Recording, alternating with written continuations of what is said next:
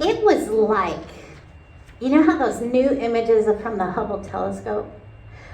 The Magi, the people who interpreted the stars, the astronomers of their day, the astrologists of our day, looked up and saw something new and wanted to figure out what to do about it. And because they listened to the movement of the holy in their lives, they had this nudge and push to go to where the origins of the star were from. They had this push to find out what was below that star. Now, we don't know exactly who they are. We know for sure there probably were not 3 of them because 3 is never mentioned. But what we do know is that they had hope. I mean, one of the theories that I read this year by the author of the book, The First Advent in Palestine, argues that because the world had been in turmoil in that period of time, the Persians, where the Magi were thought to come from, so think of Iran today, the Persians, were experiencing their own version of exile and domination because the Greeks had come through and taken over their land. And so when they saw that star, their hope was for a new king, a new ruler, someone to kick out the influence of the European world, of the Hellenistic world, upon their people. And so they set out to find whether that king could help them. Or, as some people say, maybe they were the entertainers of the day, right? The circus coming to town, making you predictions of what will happen with your life. And this star, oh, the money we could make on it, right? In predicting what will happen to people. And as they journeyed following that star, an interesting thing happened. There was a crook in the road. Like the star was still pointing in the right direction, but they headed off to Bethlehem, to where King Herod was in Jerusalem, instead of straight on to Bethlehem. Like they could have continued following the star and never alerted King Herod that a new king was going to be born. But for some reason, they forgot their original point, right? They forgot that their journey had to do with the star and where the star was, where the light of heaven was coming to earth. They forgot about the star and thought, well, you know, kings would have kings be born, right? And so they went to the seat of power and asked the old king where the new king was at. And Herod, who has known this occupation at this point in time by the Roman forces, knew that his life was always at the whims of the occupying force of the empire. And so to have someone come to your door and say, there's a new king, is something that would make you consolidate power, right? Try to figure out how to prevent the new king from becoming the new king. And so he consults with all of his people, the textual scholars, the other astronomers, and they tell him, well, what the literature says is that the new king will be in Bethlehem. And so if the Magi had just followed the star, if the Magi had just continued on the straight path, they would have made it to Bethlehem without that side trip to King Herod. Because what it says, if you read that section of text, is that as they journeyed on, the star shone and stopped right over where they needed to be. But they made that detour. And when they got to that spot where the light shone bright, where the star and the light of heaven came to earth, they spoke about what they had seen and experienced. And they shared gifts. They shared gifts that that little baby is going to need. Now, as they shared their stories and gifts and told them that they had told the king that the new king was born, the Magi, who were open to the movement of the Holy, the Spirit in their lives, had dreams. Dreams that told them that they needed to not take the same route home. Dreams that told them they needed to go home by another way. And maybe that journey took them way around the bend. Maybe that journey took them way through Syria and over into India and all the way back. That journey back home because they knew they had to avoid the trouble they had caused, the tyrant that they had alerted. That dream that then gets given to Joseph, who hears in his dreams that he needs to pick up the baby and Mary and flee to Egypt. And that's when the gifts may have become important. Because I want you to think about this. Like, Joseph isn't from Bethlehem. His people are from Bethlehem. And him and Mary, at this point in time, should have returned back home to Nazareth. But I wonder why they didn't. Why didn't they go back to Nazareth? Could it be because of the hints we were given that they knew that everybody was giving them the look? Oh yeah, you had that baby out of wedlock. Are you really a family? Are you really sure you want to raise that baby? Maybe they thought about the consequences and thought, why don't we stay here? And maybe God was moving in their lives and made it possible for a job to open up, a house to be present, so that they could take time before they went home, that their little family could bond and learn what it meant to live with each other and live with the light of God present on earth. And when that dream came that said, you need to flee, you need to be a refugee, you need to flee this place and go to Egypt.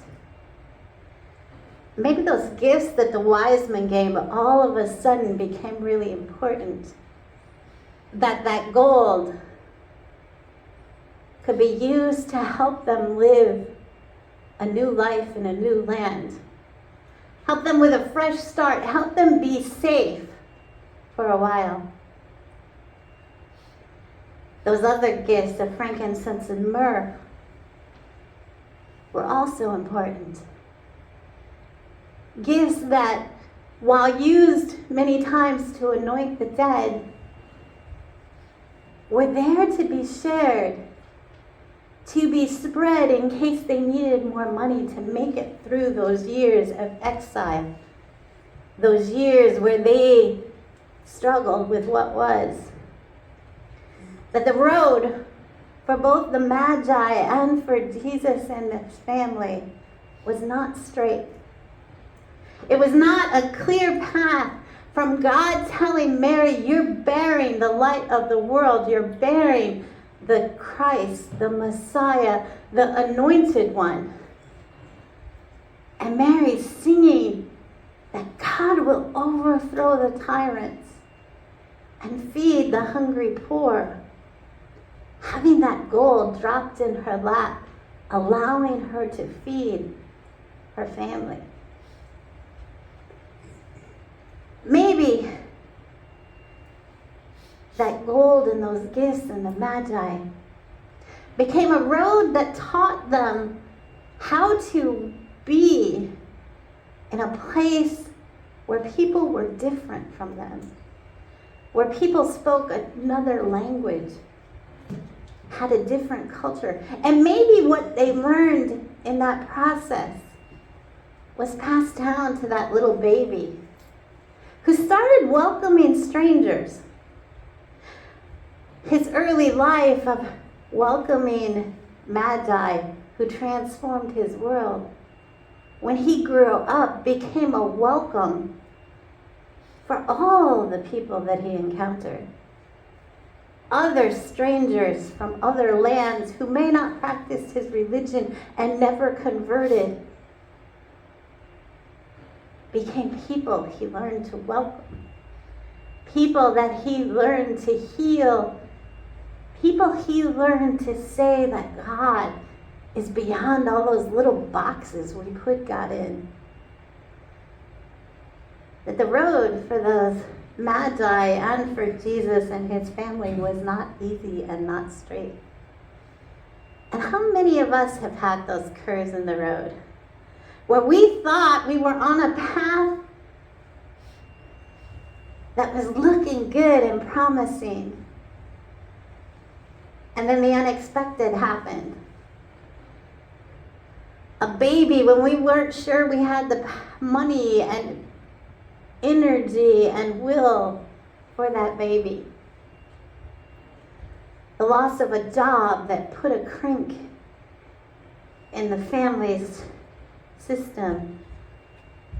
The death in your life that transformed you, changed who you were and how you lived in the world. That the road wasn't always straight for each of us. The path wasn't always clear. But what this story tries to teach us is that God is there on the journey. That light is shining, and sometimes we just haven't seen it. That the stars can show us the way home.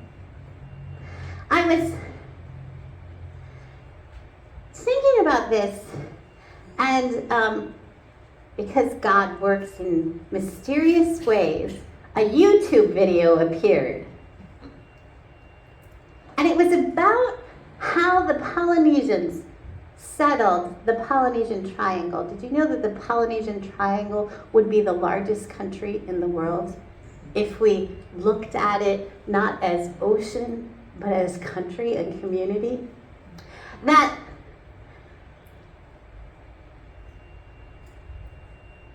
the Polynesians, our Samoan brothers and sisters, learned how to navigate the world in ways that have never been done before or since. That they learned to see the world and the stars as a way to guide them where they were going, how to seek out new islands when their island became too full, how to seek out food when the food became too troublesome. So I don't know how much you know about the boats that were used to sail the ocean, because they always tell us about the English boats and the European boats. But the Polynesians settled more territory before the Europeans even had the ability. And they did it by creating these hollowed out canoe boats that they hooked together, and so in between the boat is where they stored the food and supplies that they needed to make it in the journey. And they learned to look up at the heavens and figure out a system that they taught through song. And if you go to each of the Polynesian people, they will have that navigation song that they had taught to their children over and over again. And the navigators were some of the most important people in the Polynesian culture, because they had this star map that was divided, I think they said, into 42 quadrants. So you would know where the stars on this quadrant hooked 180 to the stars on the other side. And they would navigate where they were going because they knew where the sun and the moon set and rose, and where the stars rose and set, and they could follow that. But they didn't let just the stars guide them. They learned how to read and feel and experience the ocean currents as a guiding method for navigation. Not only did the lights of the world guide them, but the waters of the world guided them. That their system of navigation was so much greater than what we learned from our European ancestors, that they could move from sort of like the Philippines and New Zealand all the way across the ocean to hit Central America and South America before Europeans even discovered it. And we know this because they took sweet potato, purple sweet potato that is only grown and originated in a country in the Americas, and took it back to become the taro and sweet potatoes that they use there. And there's something about chicken bones, but I don't remember that story. But chicken bones made it from Central America back over to the islands. That their system of navigating the stars changed the world. And it's an art that has almost been lost. But they've started to reteach it and remember and restore that power of navigation. Tell the stories of what they were and what they can be. Tell the history of their people and the promise of those stars. When we are in the spot where it looks like it's tough, and let me tell you right now, there's a malaise in the world. There are some people who are really excited right now, and there's half the people in this nation who are fearful, who are wondering what the future is bringing, who are so tired of having to fight the same fights over and over again. And because that road is not straight right now, we need to turn to those stars again. Turn to the light of the world to hear how we are to be no matter what the kings and tyrants are doing. Turn to the light of the world to hear how we can inhabit our space and who we are called to be. We are to follow the light. And if that light looks a little dim, then we have our Samoan brothers and sisters to sing the star song for us so that we can remember the light. When the road gets hard, when that mountain seems like you can never get to the top, the poem that Sarah Speed says, in the last days of desert wandering, you say you haven't heard God's voice once. You say you miss when God was close, when God used to sing the harmony line. So you yell at the sky, begging God to drop a pin, to name the road, to draw you a map. You lament the way the life isn't easy. You ask me, was the road ever straight and narrow, or was it all a lie? But then you crest that mountain, and I don't hear from you for a while because God was growing in the lilac field on the other side of the hill. God was scattered among the pebbles of the road you never planned to take. Isn't it amazing, you say? There are a million roads home, and God walks every single one.